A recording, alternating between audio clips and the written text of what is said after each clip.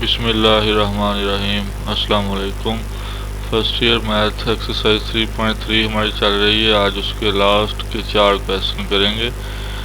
Question number 14 है, verify that A B whole inverse is equal to B inverse A inverse if A and B matrix given है।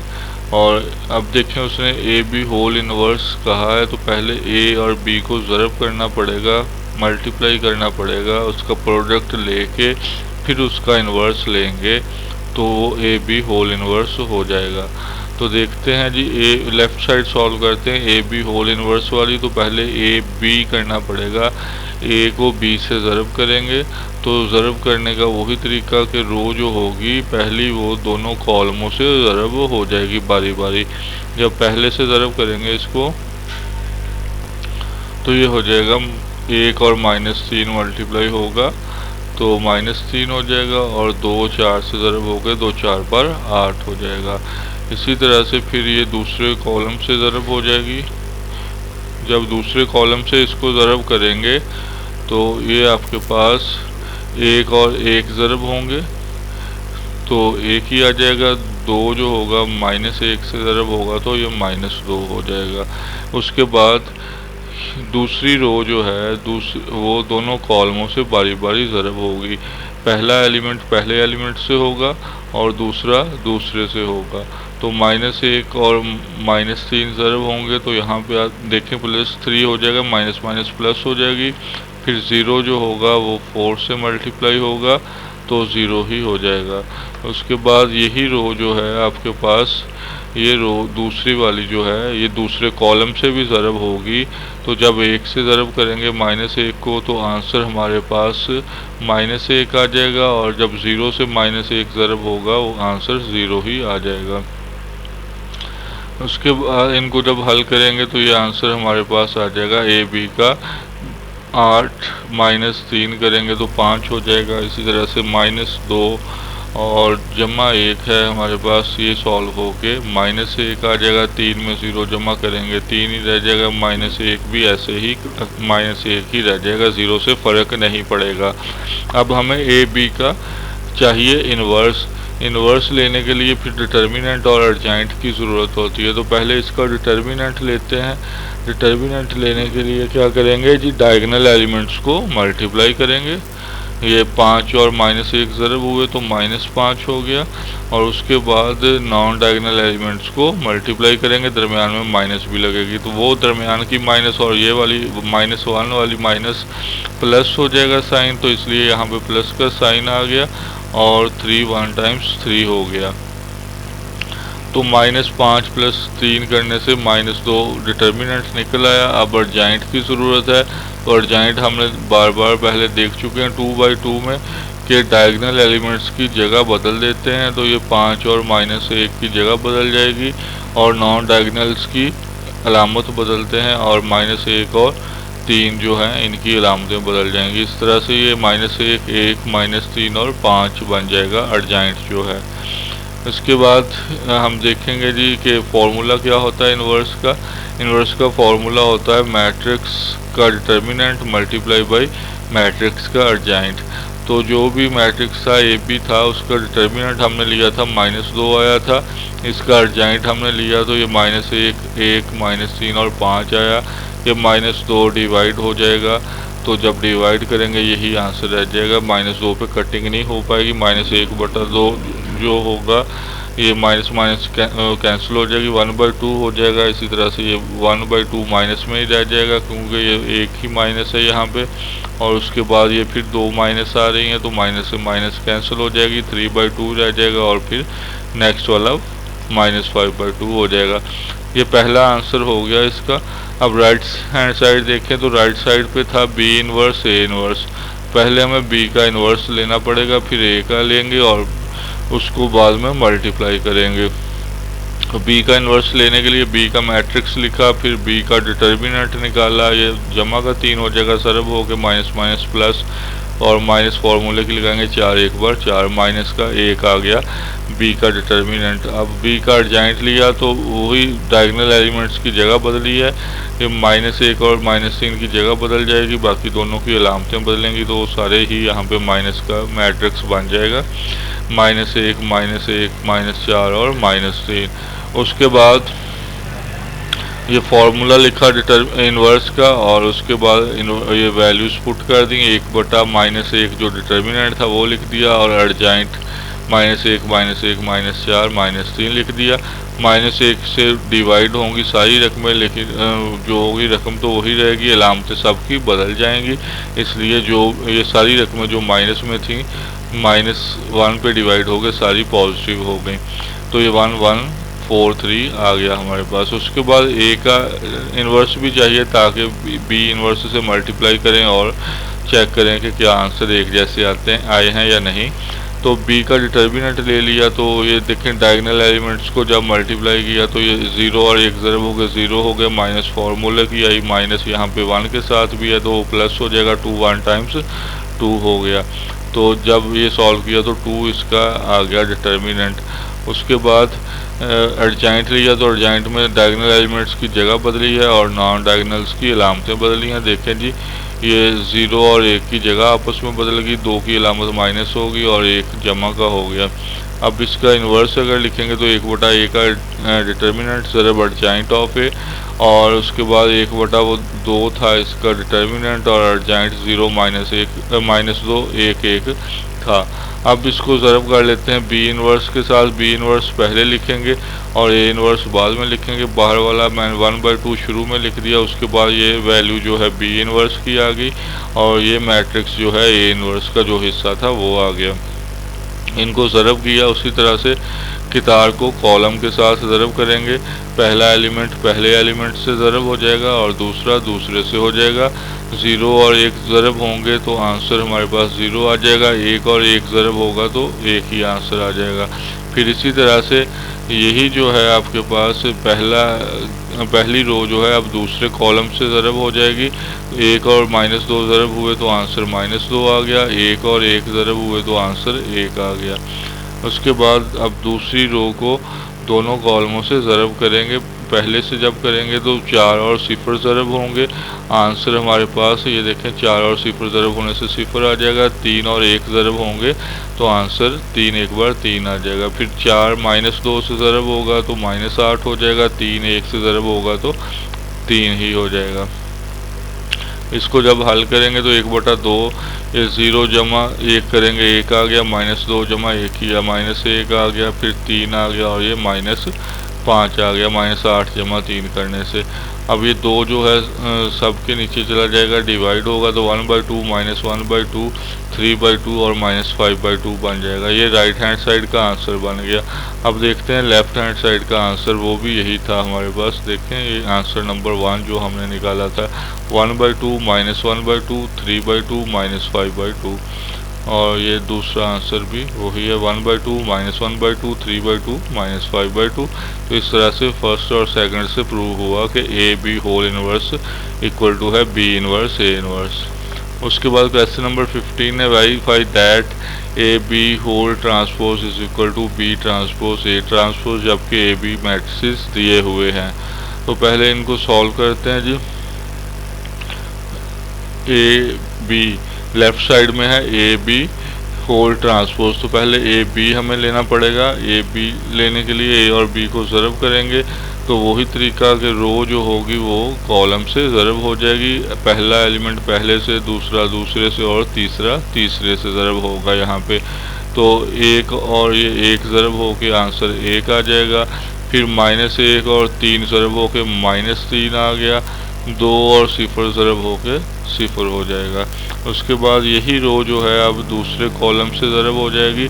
जब इसको दूसरे column से ज़रब करेंगे 1 और 1 ज़रब हो के 1 आ जाएगा, -1 और 2 ज़रब हो के -2 हो जाएगा, 2 और -1 ज़रब हो के -2 हो जाएगा। उसके बाद दूसरी रो जो है उसको दोनों कॉलमों से हम ज़रब करेंगे। तो ये देखें जी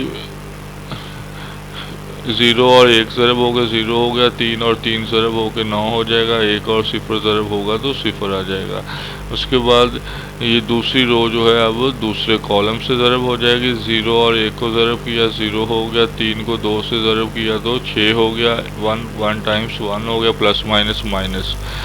तो ये हो गया जी हमारे पास। इनको जब हल करेंगे अब तो माइनस ये जब 1 माइनस 3 जमा 0 करेंगे तो -2 आंसर आ गया। फिर इसी तरह से 1 -2 -3 आंसर आ जाएगा। फिर ये 9 आ जाएगा और ये इसी तरह से 5 आ जाएगा। ये ए बी का आंसर आ गया। इसका ट्रांसपोज लेंगे तो ट्रांसपोज याद होगा आपको कि तारों को कॉलमों की सूरत में लिखने को ट्रांसपोज कहते हैं। तो पहली रो का पहला कॉलम बना दिया और इसी तरह दूसरी रो जो है वो दूसरे कॉलम की सूरत में लिख दी। तो ये हो गया ए बी का होल का ट्रांसपोज। उसके बाद है हमने जो राइट साइड सॉल्व करनी थी उसमें बी ट्रांसपोज और ए ट्रांसपोज को मल्टीप्लाई करना था। तो बी वाले मैट्रिक्स को देखते हुए पहले हमने उसका ट्रांसपोज ले लिया। ये था बी का मैट्रिक्स हमारे पास, ये देखें। तो ये रो जो है 1 1 वाली, इसको कॉलम पहले में लिखा, 3 2 को दूसरे कॉलम में लिखा और 0 1 -1 को तीसरे कॉलम में लिखा। इस तरह से ये हमारे पास बी ट्रांसपोज आ गया। ये 1 1 3 2 0 -1। इसी तरह से ए का ट्रांसपोज लिया तो ए का मैट्रिक्स देखेंगे हम पहले। ए का मैट्रिक्स है हमारे पास 1 -1 और 2, ये एक पहला कॉलम बन जाएगा। इसी तरह से जो दूसरी रो है 0 3 1 ये दूसरा कॉलम बन जाएगा। तो देखते हैं इसमें हमारे पास यहाँ पे आ गया जी 1 -1 2 0 3 1। तो अब इनको मल्टीप्लाई करते हैं। बी ट्रांसपोज ए ट्रांसपोज उसने कहा था तो बी ट्रांसपोज पहले लिखेंगे और ए ट्रांसपोज बाद में लिखेंगे और मल्टीप्लाई कर देंगे। तो ये 1 3 0 1 2 -1 और इसी तरह से ये ए ट्रांसपोज की वैल्यू लिखी। उसी तरह से मल्टीप्लाई किया कि रो जो होगी वो कॉलम से मल्टीप्लाई हो जाएगी, रो कॉलम से मल्टीप्लाई। 1 1 टाइम्स 1 आंसर आ गया। 3 को -1 से मल्टीप्लाई किया तो -3 आ गया। 0 को 2 से मल्टीप्लाई किया तो 0 आ गया। इसी तरह से अब यही रो जो है वो दूसरे कॉलम से ज़रब हो जाएगी। 1 को 0 से मल्टीप्लाई किया 0, 3 को 3 से मल्टीप्लाई किया 9, 0 को 1 से मल्टीप्लाई किया तो 0 हो जाएगा। अब दूसरी रो जो होगी इसी तरह से दोनों कॉलमों के साथ ज़रब हो जाएगी।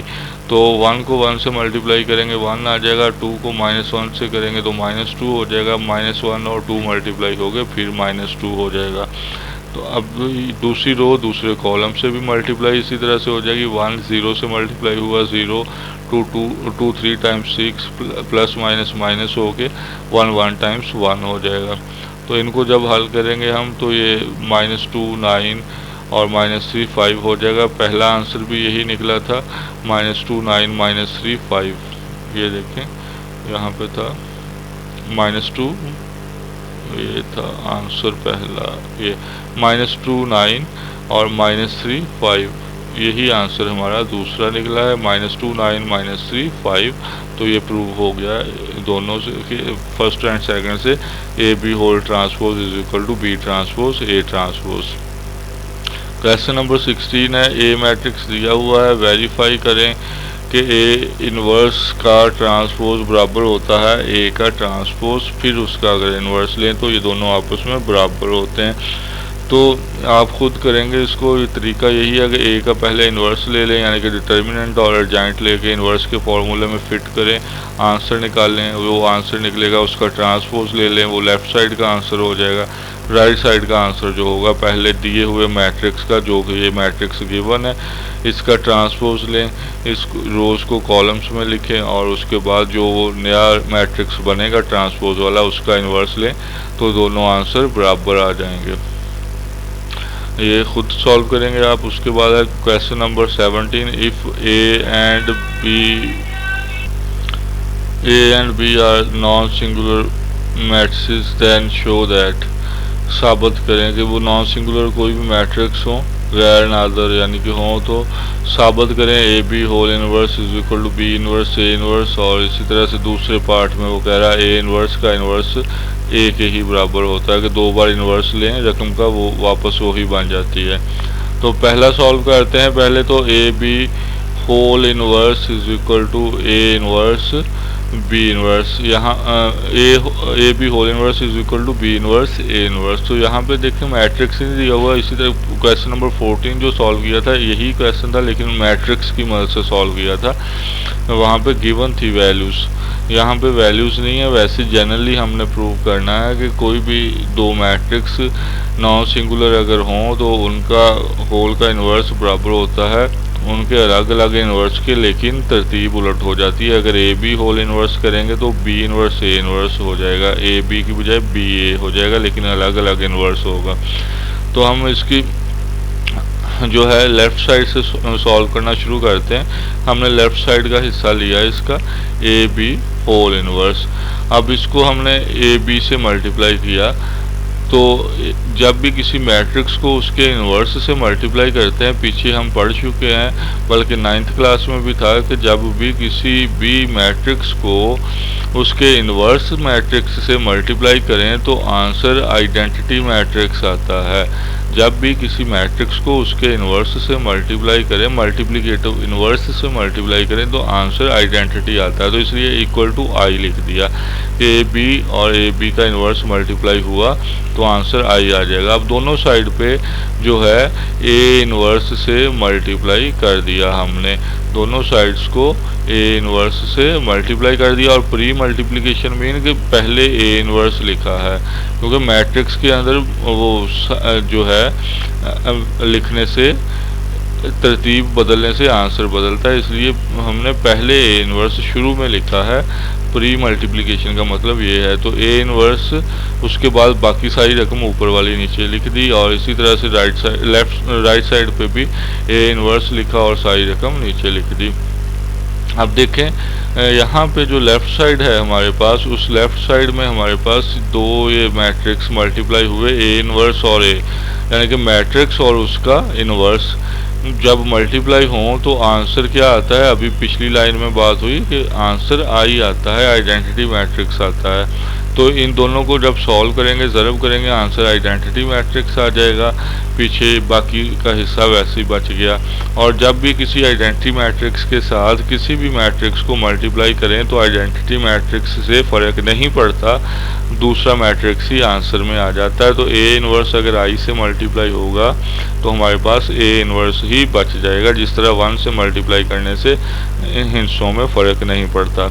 उसके बाद हमने ये आई के साथ जब मल्टीप्लाई करेंगे तो जिस तरह यहाँ पे हुआ कि फ़र्क नहीं पड़ा, ए इन्वर्स ही आ गया, इसी तरह से जब आई के साथ B into A B whole inverse को मल्टीप्लाई करेंगे तो इसको भी फ़र्क नहीं पड़ेगा, ये सिर्फ बी इंटू जो है B into A B whole inverse ही आ जाएगा हमारे पास। और अब इसको फिर बी इन्वर्स से मल्टीप्लाई कर दें और स्टार्ट में लिखें, शुरू में लिखें बी इन्वर्स। तो बी इन्वर्स को शुरू में लिख दिया दोनों साइड्स पे। और अब देखें तो ये हमारे पास हो गया बी इन्वर्स और बी मैट्रिक्स और उसका इन्वर्स मल्टीप्लाई हो रहे हैं। तो ये जब मैट्रिक्स और उसका इन्वर्स मल्टीप्लाई होते हैं तो आंसर हमेशा आइडेंटिटी मैट्रिक्स आता है। तो ये आई आ गया और राइट साइड पे बी इन्वर्स और ए इन्वर्स बन गया। और अब हम 2-3 बार पढ़ चुके हैं कि जब भी किसी मैट्रिक्स को आइडेंटिटी मैट्रिक्स से ये लेफ़्ट साइड पे मल्टीप्लाई हो रहा है identity matrix A B whole inverse से, तो ए बी होल इन्वर्स को कोई फ़र्क नहीं पड़ेगा जब ये आइडेंटिटी मैट्रिक्स से मल्टीप्लाई होगा। तो ये A B whole inverse is equal to आ जाएगा यही वाला बी इन्वर्स ए इन्वर्स। तो ये हमारे पास प्रूव होगी लेफ़्ट साइड राइट साइड के बराबर। दूसरे में उसने कहा था A inverse whole inverse is equal to A, यानी कि ए का 2 बार इन्वर्स लें तो आंसर ए ही आ जाता है। तो यहाँ पे ए इन्वर्स होल इन्वर्स को जो है ए इन्वर्स के साथ मल्टीप्लाई करवा देते हैं। देखें जब ये, अब इसको इस तरह से समझें कि ये एक हो गया आपके पास मैट्रिक्स ए इन्वर्स और ये हो गया उसका इन्वर्स, यानी कि ये एक मैट्रिक्स है और ये उसका देखें दूसरी बार इन्वर्स ले लिया तो वो मैट्रिक्स का इन्वर्स बन गया। एक मैट्रिक्स का इन्वर्स जो है उस मैट्रिक्स के साथ मल्टीप्लाई हो रहा है, ये मैट्रिक्स हो गया। ए इन्वर्स एक मैट्रिक्स है और यही इसी का इन्वर्स जो है, ये देखें इसका जो इन्वर्स है वो मल्टीप्लाई हो रहा है मैट्रिक्स के साथ। तो जब भी किसी मैट्रिक्स का इन्वर्स मैट्रिक्स के साथ मल्टीप्लाई होता है तो आंसर आइडेंटिटी मैट्रिक्स आता है। तो हमने वही इक्वेशन बनाई और उसके बाद हमने मल्टीप्लाई कर दिया ए के साथ दोनों साइड्स पे। तो ये देखें ए के साथ मल्टीप्लाई किया आइडेंटिटी मैट्रिक्स को भी, ए के साथ मल्टीप्लाई किया लेफ़्ट साइड को भी। तो अब लेफ़्ट साइड पे हमारे पास ये जब मल्टीप्लाई करेंगे हम ए को, ये रकम बाकी तो वही लिखी ऊपर वाली, तो ए इन्वर्स के साथ ये मल्टीप्लाई करेंगे तो इन्वर्स और मैट्रिक्स मल्टीप्लाई होके आइडेंटिटी मैट्रिक्स बन जाएगी। और उसके बाद जो है हमारे पास बाकी वैसे ही आ जाएगा ए इन्वर्स होल इन्वर्स। जबकि राइट साइड पे देखें तो ए के साथ आइडेंटिटी मैट्रिक्स मल्टीप्लाई हो रहा है, इसलिए ए को कोई फ़र्क नहीं पड़ेगा, वो ए वैसे ही नीचे आ जाएगा। उसके बाद यहाँ पे अगर देखें तो लेफ़्ट साइड पे जो है आइडेंटिटी मैट्रिक्स एक मैट्रिक्स के साथ मल्टीप्लाई हो रही है, तो उस मैट्रिक्स को कोई फ़र्क नहीं पड़ेगा जब वो आइडेंटिटी मैट्रिक्स से मल्टीप्लाई होगी, इसलिए वो मैट्रिक्स वही सिंपल नीचे आ जाएगी, आई ख़त्म हो जाएगा क्योंकि आइडेंटिटी मैट्रिक्स से ज़रब होने से फ़र्क नहीं पड़ता। तो देखें A inverse whole inverse is equal to हमारे पास ए आ गया। तो ये हो गया क्वेश्चन हमारा लास्ट जो था एक्सरसाइज का कंप्लीट। इम्पोर्टेंट शॉर्ट क्वेश्चन है, अच्छी तरह से कर लीजिएगा। और ये एक्सरसाइज काफ़ी इम्पोर्टेंट थी और काफ़ी टाइम भी इसके ऊपर लगा दिया। आप अच्छी तरह से इसको सॉल्व कर लीजिएगा। बाकी इंशाल्लाह नेक्स्ट लेक्चर में नेक्स्ट एक्सरसाइज सॉल्व करेंगे। अल्लाह हाफिज़।